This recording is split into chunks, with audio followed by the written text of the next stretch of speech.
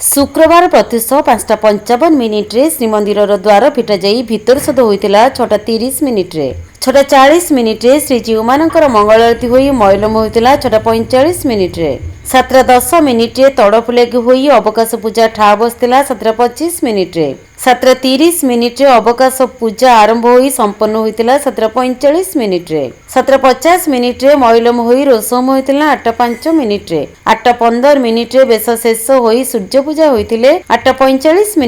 9:10 द्वारपाल पूजा होई गोपाल बल्लभ नीति संपन्न होता 9:40 10 सकाळ धूप डाकी जाइथिला 10:15 सकाळ धूप छेक बसी पूजा आरंभ होता 10:25 11 ରୁ 11:15 मध्य सकाळ धूप संपन्न होई भोगमंडप डाकी गला 11:45 12:15 मयलम होई बेश शेष होता 12:50 1:40 भोगमंडप पूजा आरंभ होई संपन्न होता 1:50 2:05 मध्याह्न धूप डाकी जाइथिला 2:30 ରୁ 35